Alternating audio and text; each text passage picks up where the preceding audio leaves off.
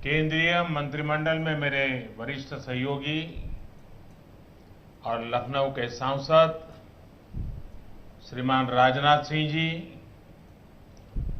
उत्तर प्रदेश के मुख्यमंत्री श्रीमान योगी आदित्यनाथ जी, उप मुख्यमंत्री डॉक्टर दिनेश शर्मा जी, उच्च शिक्षा राज्य मंत्री श्रीमती नीलिमा कटियार जी, यूपी सरकार के अन्य सभी मंत्रीगण, लखनऊ विश्वविद्यालय के कुलपति श्री आलोक कुमार राय जी, विश्वविद्यालय के शिक्षक और छात्रगण, देवी और सज्जनों,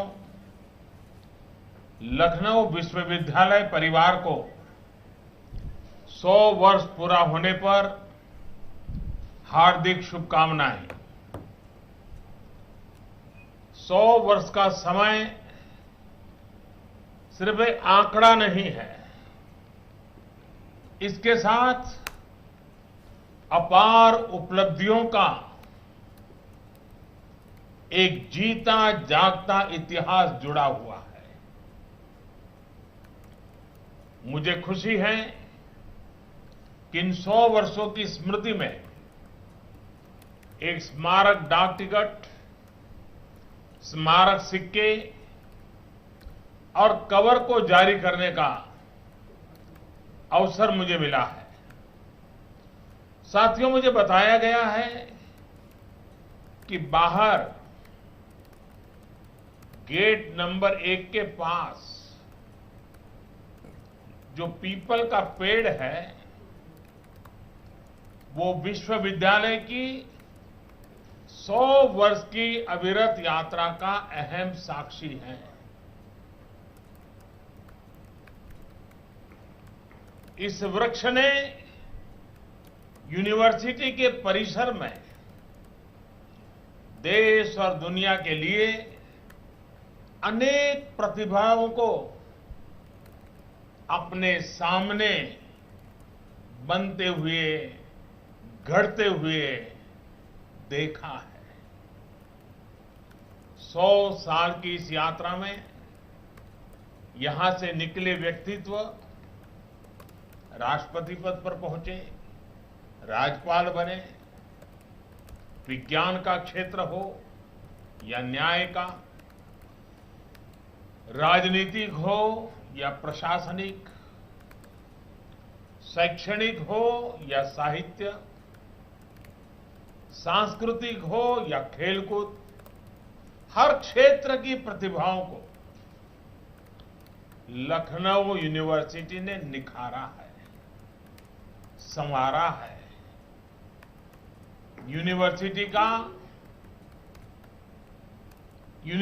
का आर्ट्स क्वाड्रिगल अपने आप में बहुत सारा इतिहास समेटे हुए है। इसी आर्ट्स क्वाड्रिगल में नेताजी सुभाष चंद्र बोस की आवाज गूंजी थी और उस वीर वाणी में कहा था, भारत के लोगों को अपना संविधान बनाने दो या फिर इसका खामियाजा भुगतो। कल जब हम भारत के लोग अपना संविधान दिवस मनाएंगे तो नेताजी सुभाष बाबू के वो हुंकार नई ऊर्जा लेकर आएगी। साथियों, लखनऊ यूनिवर्सिटी से इतने सारे नाम जुड़े हैं, अनगिनत लोगों के नाम, चाहकर भी सबके नाम लेना संभव नहीं है। मैं आज के इस पवित्र अवसर पर उन सभी का वंदन करता हूं। 100 साल की यात्रा में अनेक लोगों ने अनेक प्रकार से योगदान किया है। वे सब अभिनंदन के अधिकारी हैं। हां, इतना जरूर है कि मुझे जब भी लखनऊ यूनिवर्सिटी से पढ़कर निकले लोगों से बात करने का मौका मिला है और यूनिवर्सिटी की बात निकले और उनकी आंखों में चमक न हो, ऐसा कभी मैंने देखा नहीं है। यूनिवर्सिटी में बिताए दिनों को उसकी बातें करते करते वो बड़े उत्साहित हो जाते हैं, ऐसा मैंने कई बार अनुभव किया है। और तभी तो लखनऊ हम पर फिदा, हम फिदाए लखनऊ का मतलब और अच्छे से तभी समझ आता है। लखनऊ यूनिवर्सिटी की आत्मीयता, यहां की रूमानियत ही कुछ और ही है। यहां के छात्रों के दिल में टैगोर लाइब्रेरी से लेकर अलग अलग कैंटीनों के चाय समोसे और वन मक्खन अब भी जगह बनाए हुए हैं।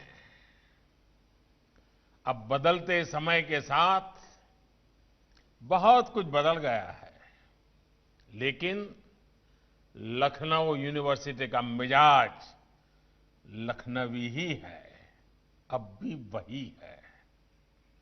साथियों, ये संयोग ही है कि आज देव प्रबोधिनी एकादशी है। मान्यता है कि चातुर्मास में आवागमन में समस्याओं के कारण जीवन थम सा जाता है। यहां तक कि देवगण भी सोने चले जाते हैं। एक प्रकार से आज देव जागरण का दिन है। हमारे यहां कहा जाता है, या निशा सर्वभूतानां, या निशा सर्वभूतानां तस्याम जागर्ति संयमी, तस्याम जागर्ति संयमी। जब सभी प्राणियों के साथ साथ देवता तक सो रहे होते हैं, तब भी संयमी मानव लोक कल्याण के लिए साधनारत रहता है। आज हम देख रहे हैं कि देश के नागरिक कितने संयम के साथ कोरोना की इस मुश्किल चुनौती का सामना कर रहे हैं, देश को आगे बढ़ा रहे हैं। साथियों, देश को प्रेरित करने वाले, प्रोत्साहित करने वाले नागरिकों का निर्माण शिक्षा के ऐसे ही संस्थानों में ही होता है। लखनऊ यूनिवर्सिटी दशकों से अपने इस काम को बखूबी निभा रही है। कोरोना के समय में भी यहां के छात्र छात्राओं ने, टीचर्स ने अनेक प्रकार के समाधान समाज को दिए हैं। साथियों, मुझे बताया गया है कि लखनऊ यूनिवर्सिटी के क्षेत्र अधिकार को बढ़ाने का निर्णय लिया गया है। यूनिवर्सिटी द्वारा नए रिसर्च केंद्रों की भी स्थापना की गई है। लेकिन मैं इसमें कुछ और बातें जोड़ने का साहस करता हूं। मुझे विश्वास है कि आप लोग उसको अपनी चर्चा में जरूर उसको रखेंगे। मेरा सुझाव है कि जिन जिलों तक आपका शैक्षणिक दायरा है, वहां की लोकल विधाओं, वहां के लोकल उत्पादों से जुड़े कोर्सेज, उसके लिए अनुकूल स्किल डेवलपमेंट, उसकी हर बारीकी से एनालिसिस, ये हमारी यूनिवर्सिटी में क्यों ना हो। वहां उन उत्पादकों की प्रोडक्ट्स लेकर उनमें वैल्यूएशन के लिए आधुनिक समाधानों, आधुनिक टेक्नोलॉजी पर रिसर्च भी हमारी यूनिवर्सिटी कर सकती है। उनकी ब्रांडिंग, मार्केटिंग और मैनेजमेंट से जुड़ी स्ट्रेटेजी भी आपके कोर्सेज का हिस्सा हो सकती है। यूनिवर्सिटी के छात्रों की दिनचर्या का हिस्सा हो सकती हैं। अब जैसे लखनऊ की चिकनकारी, अलीगढ़ के ताले, मुरादाबाद के पीतल के बर्तनों, भदोही के कालीन, ऐसे अनेक उत्पादों को हम ग्लोबली कॉम्पिटिटिव कैसे बनाएं, इसको लेकर नए सिरे से काम, नए सिरे से स्टडी, नए सिरे से रिसर्च क्या हम नहीं कर सकते हैं? जरूर कर सकते हैं। इस स्टडी से सरकार को भी अपने नीति निर्धारण में, पॉलिसीज बनाने में बहुत बड़ी मदद मिलती है और तभी वन डिस्ट्रिक्ट, वन प्रोडक्ट की भावना सच्चे अर्थ में साकार हो पाएगी। इसके अलावा हमारे आर्ट, हमारे कल्चर, हमारे अध्यात्म से जुड़े विषयों की ग्लोबल रीच के लिए भी हमें निरंतर काम करते रहना है। भारत की सॉफ्ट पावर अंतर्राष्ट्रीय जगत में भारत की छवि मजबूत करने में बहुत सहायक है। हमने देखा है पूरी दुनिया में योग की ताकत क्या है। कोई योग कहता होगा, कोई योगा कहता होगा, लेकिन पूरे विश्व को योग को अपना एक प्रकार से जीवन का हिस्सा बनाने के लिए प्रेरित कर दिया है। साथियों, यूनिवर्सिटी सिर्फ उच्च शिक्षा का केंद्र भर नहीं होती, ये ऊंचे लक्ष्यों, ऊंचे संकल्पों को साधने की शक्ति को हासिल करने का भी एक बहुत बड़ा पावर हाउस होता है, एक बहुत बड़ी ऊर्जा भूमि होती है, प्रेरणा भूमि होती है। यह हमारे कैरेक्टर के निर्माण का, हमारे भीतर की ताकत को जगाने की प्रेरणा स्थली भी है। यूनिवर्सिटी के शिक्षक साल दर साल अपने स्टूडेंट्स के इंटेलेक्चुअल, एकेडमिक और फिजिकल डेवलपमेंट को निखारते हैं, छात्रों का सामर्थ्य बढ़ाते हैं। छात्र अपने सामर्थ्य को पहचाने, इसमें भी आप शिक्षकों की बड़ी भूमिका होती है। लेकिन साथियों, लंबे समय तक हमारे यहां समस्या ये रही है कि हम अपने सामर्थ्य का पूरा उपयोग ही नहीं करते। यही समस्या पहले हमारी गवर्नेंस में, सरकारी तौर तरीकों में भी थी। जब सामर्थ्य का सही उपयोग न हो तो क्या नतीजा होता है, मैं आज आपके बीच में उसका एक उदाहरण देना चाहता हूं और यहां यूपी में वो ज्यादा सूटेबल है। आपके बहुत लखनऊ से जो बहुत दूर नहीं है, रायबरेली। रायबरेली का रेल कोच फैक्ट्री, बरसों पहले वहां निवेश हुआ, संसाधन लगे, मशीनें लगी, बड़ी बड़ी घोषणाएं हुई, रेल कोच बनाएंगे। लेकिन अनेक सालों तक वहां सिर्फ डेंटिंग पेंटिंग का काम होता रहा। कपूरथला से डिब्बे बनकर आते थे और यहां उसको थोड़ा लीपा पोती, रंग रोगान करना, कुछ चीजें इधर उधर डाल देना, बस यही होता था। जिस फैक्ट्री में रेल के डिब्बे बनने का सामर्थ्य था, उसमें पूरी क्षमता से काम कभी नहीं हुआ। साल 2014 के बाद हमने सोच बदली, तौर तरीका बदला। परिणाम यह हुआ कि कुछ महीने में ही यहां से पहला कोच बनकर के तैयार हुआ और आज हर साल सैकड़ों डिब्बे यहां से निकल रहे हैं। सामर्थ्य का सही इस्तेमाल कैसे होता है, वो आपके बगल में ही है और दुनिया आज इस बात को देख रही है। और यूपी को तो इस बात पर गर्व होगा कि अब से कुछ समय बाद दुनिया की सबसे बड़ी, आपको गर्व होगा साथियों, दुनिया की सबसे बड़ी रेल कोच फैक्ट्री, अगर उसके नाम की चर्चा होगी तो वो चर्चा रायबरेली के रेल कोच फैक्ट्री की होगी। साथियों, सामर्थ्य के उपयोग के साथ साथ नियत और इच्छा शक्ति का होना भी उतना ही जरूरी है। इच्छा शक्ति न हो तो भी आपको जीवन में सही नतीजे नहीं मिल पाते।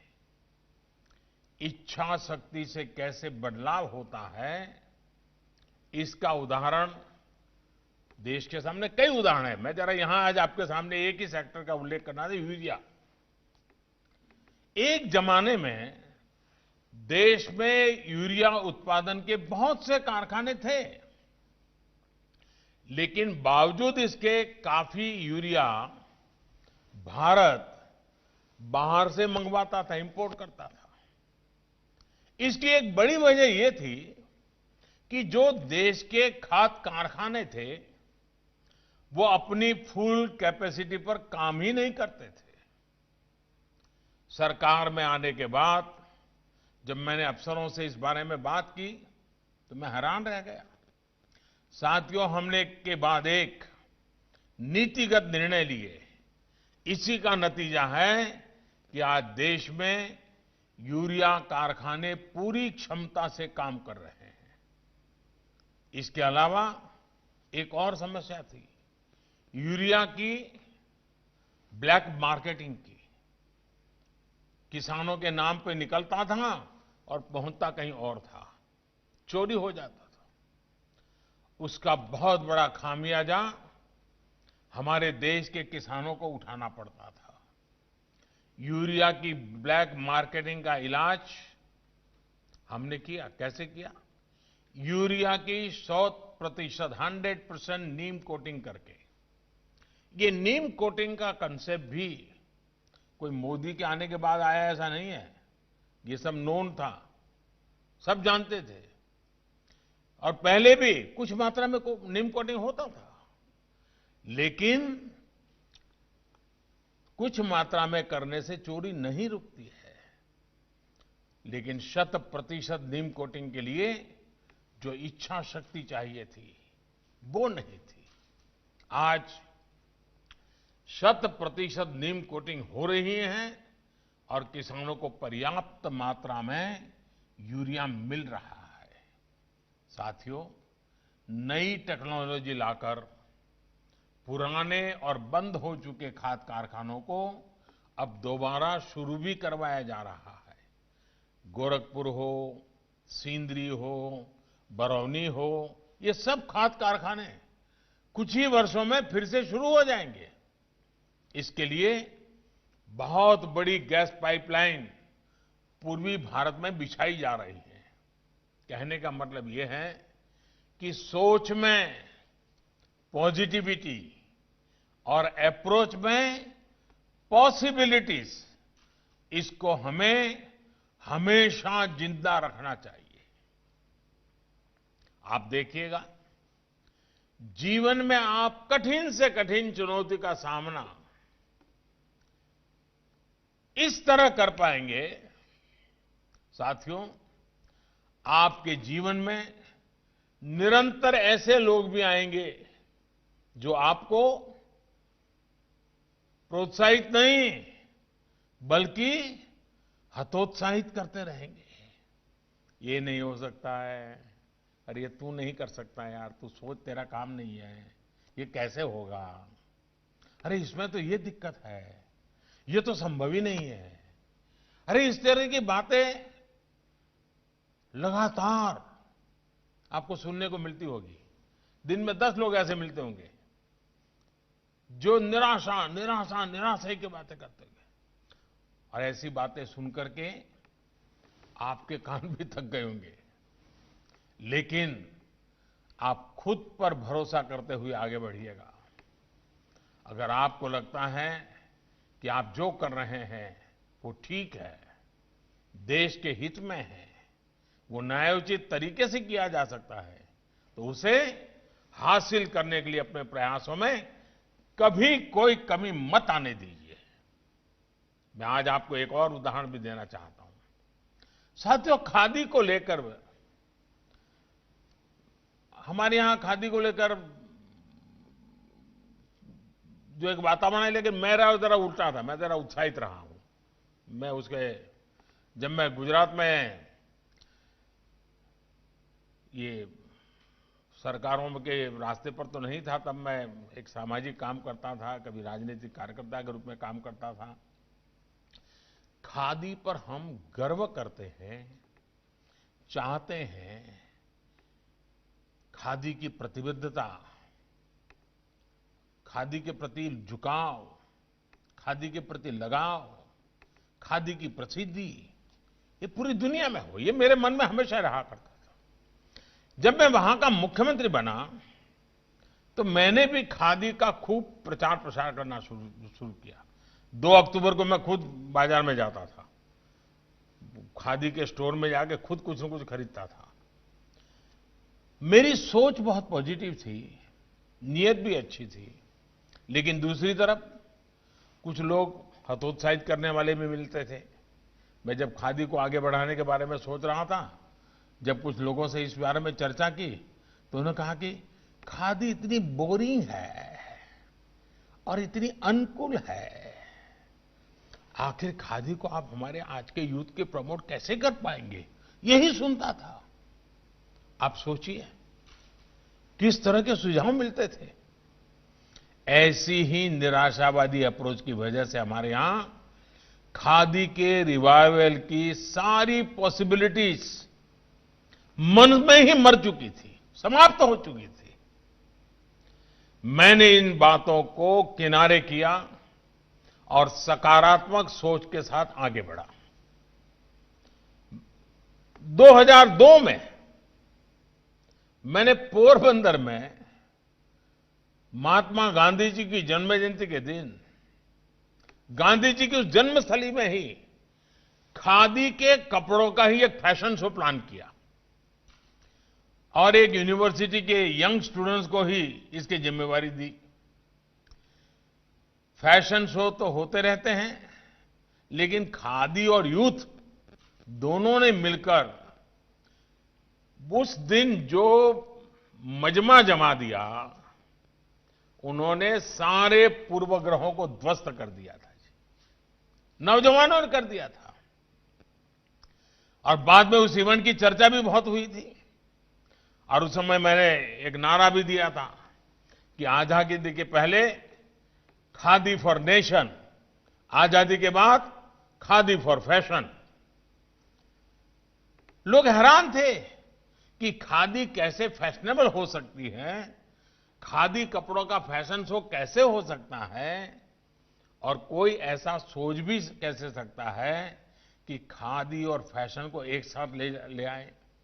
साथियों, इसमें मुझे बहुत दिक्कत नहीं आई, बस सकारात्मक सोच ने, मेरी इच्छा शक्ति ने मेरा काम बना दिया। आज जब सुनता हूं कि खादी स्टोर से एक एक दिन में 1-1 करोड़ रुपए की बिक्री हो रही है, तो मैं अपने वो दिन भी याद करता हूं। दोस्तों, आपको जानकर हैरानी होगी और ये आंकड़ा याद रखिए आप। साल 2014 के पहले 20 वर्षों में जितने रुपए की खादी की बिक्री हुई थी, उससे ज्यादा की खादी पिछले 6 साल में बिक्री हो चुकी है। कहां 20 साल का कारोबार और कहां 6 साल का कारोबार। साथियों, लखनऊ यूनिवर्सिटी कैंपस के ही कविवर प्रदीप ने कहा है, आप ही की यूनिवर्सिटी इसी मैदान की कलम से निकला है। प्रदीप ने कहा है, कभी कभी खुद से बात करो, कभी कभी खुद से बात करो, कभी खुद से बोलो। अपनी नजर में तुम क्या हो, ये मन की तराजू पर तोलो। ये पंक्तियां अपने आप में विद्यार्थी के रूप में, शिक्षक के रूप में या जनप्रतिनिधि के रूप में हम सभी के लिए एक प्रकार से गाइडलाइंस हैं। आजकल की भागदौड़ भरी जिंदगी में खुद से साक्षात्कार, खुद से बात करने, आत्ममंथन करने की आदत भी छूटती जा रही है। इतने सारे डिजिटल गैजेट्स हैं, इतने सारे प्लेटफॉर्म्स हैं, वो आपका समय चुरा लेते हैं, छीन लेते हैं।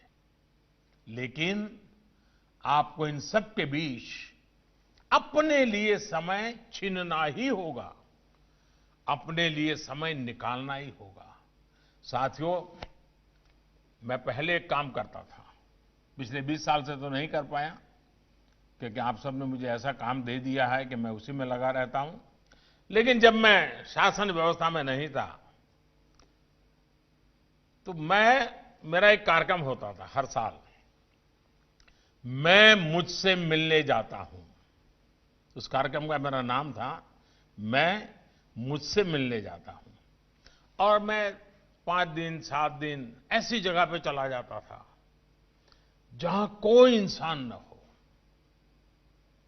पानी की थोड़ी सुविधा मिल जाए, बस।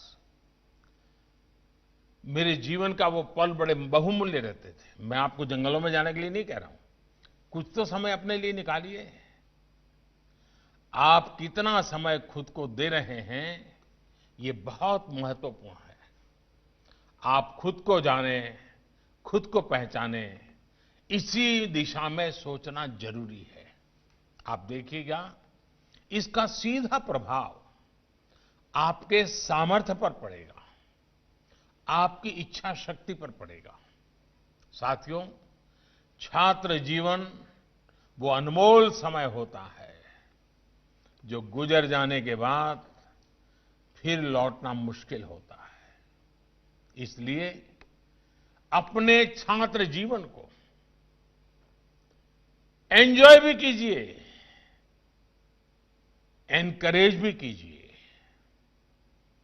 इस समय बने हुए आपके दोस्त जीवन भर आपके साथ रहेंगे। पद, प्रतिष्ठा, नौकरी, बिजनेस, कॉलेज, ये दोस्त इतनी सारी भरमार में आपके शिक्षा जीवन के दोस्त, चाहे स्कूली शिक्षा हो या कॉलेज की, वो हमेशा एक अलग ही आपके जीवन में उनका स्थान होता है। खूब दोस्ती करिए और खूब दोस्ती निभाइए। साथियों, जो नई राष्ट्रीय शिक्षा नीति लागू की गई है, उसका लक्ष्य भी यही है कि देश का हर युवा खुद को जान सके, अपने मन को टटोल सके। नर्सरी से लेकर के पीएचडी तक आमूल चूल परिवर्तन इसी संकल्प के साथ किए गए हैं। कोशिश ये है कि पहले सेल्फ कॉन्फिडेंस हमारे स्टूडेंट्स में एक बहुत बड़ी आवश्यकता होनी चाहिए। सेल्फ कॉन्फिडेंस तभी आता है जब अपने लिए निर्णय लेने की उसको थोड़ी आजादी मिले, उसको फ्लेक्सिबिलिटी मिले। बंधनों में जकड़ा हुआ शरीर और खांचे में डला हुआ दिमाग कभी प्रोडक्टिव नहीं हो सकता। याद रखिए, समाज में ऐसे लोग बहुत मिलेंगे जो परिवर्तन का विरोध करते हैं, वो विरोध इसलिए करते हैं क्योंकि वो पुराने ढांचे के टूटने से डरते हैं। उनको लगता है कि परिवर्तन सिर्फ डिसरप्शन लाता है, डिसकंटिन्यूटी लाता है। वो नए निर्माण की संभावनाओं पर विचार नहीं करते। आप युवा साथियों को ऐसे हर डर से खुद को बाहर निकालना है और इसलिए मेरा लखनऊ यूनिवर्सिटी के आप सभी टीचर्स, आप सभी युवा साथियों से यही आग्रह रहेगा कि इन नई राष्ट्रीय शिक्षा नीति पर आप खूब चर्चा करें, मंथन करें, बात करें, विवाद करें, संवाद करें। इसके तेजी से अमलीकरण पर पूरी शक्ति के साथ काम करें। देश जब आजादी के 75 वर्ष पूरे करेगा, तब तक नई शिक्षा नीति व्यापक रूप से लेटर एंड स्पिरिट में हमारे एजुकेशन सिस्टम का हिस्सा बने। आइए वयम राष्ट्रे जागृयाम पुरोहिता, आइए वयम राष्ट्रे जागृयाम पुरोहिता, इस उद्घोष को साकार करने के लिए जुट जाएं। आइए हम मां भारती के वैभव के लिए अपने हर प्रण को अपने कर्मों से पूरा करें। साथियों, 2022 और 2047, 1947 से लेकर के 2047 आजादी के 100 साल आएंगे। मैं लखनऊ यूनिवर्सिटी से आग्रह करूंगा, इसके नीति निर्धारकों से आग्रह करूंगा कि 5 दिन 7 दिन अलग अलग टोलियां बनाकर के मंथन कीजिए और 2047 जब देश आजादी के 100 साल मनाएगा, तब लखनऊ यूनिवर्सिटी कहां होगी? तब लखनऊ यूनिवर्सिटी ने आने वाले 25 साल में देश को क्या दिया होगा? देश की कौन सी आवश्यकताओं की पूर्ति के लिए लखनऊ यूनिवर्सिटी नेतृत्व करेगी? बड़े संकल्प के साथ, नए हौसले के साथ जब आज शताब्दी मना रहे हैं, तो बीते हुए दिनों की गाथाएं आने वाले दिनों के लिए प्रेरणा बननी चाहिए, आने वाले दिनों के लिए पगडंडी बननी चाहिए और तेज गति से आगे बढ़ने की नई ऊर्जा मिलनी चाहिए। ये समारोह 100 साल की स्मृति तक सीमित न रहे। ये समारोह आने वाली आजादी के 100 साल जब होंगे, तब तक के 25 साल के रोड मैप को साकार करने का बने। और लखनऊ यूनिवर्सिटी के मिजाज में ये होना चाहिए कि हम 2047 तक, जब देश की आजादी के 100 साल होंगे, हमारी ये यूनिवर्सिटी देश को ये देगी। और किसी यूनिवर्सिटी जब 25 साल का कार्यकाल देश के लिए एक नई ऊंचाई पर ले जाने के लिए समर्पित कर देता है, क्या कुछ परिणाम मिल सकते हैं? यह पिछले 100 साल का इतिहास गवाह है।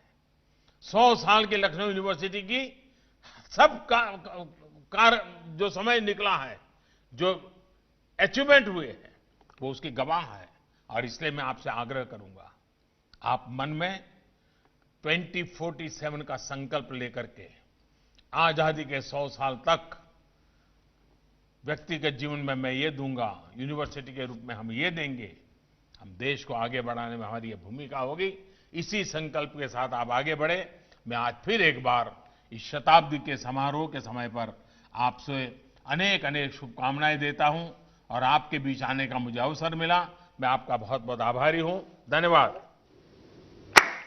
बहुत बहुत धन्यवाद महोदय। आपकी ओजस्वी वाणी से निकली शक्ति निश्चित ही लखनऊ विश्वविद्यालय परिवार को अगले 100 वर्ष तक ऊर्जान्वित करती रहेगी। देश विदेश की नाना समस्याओं से ओतप्रोत अपने अति व्यस्त कार्यक्रम में से कुछ बहुमूल्य समय लखनऊ विश्वविद्यालय परिवार के लिए निकालने के लिए पुनः कोटि कोटि आभार महोदय। नमस्कार।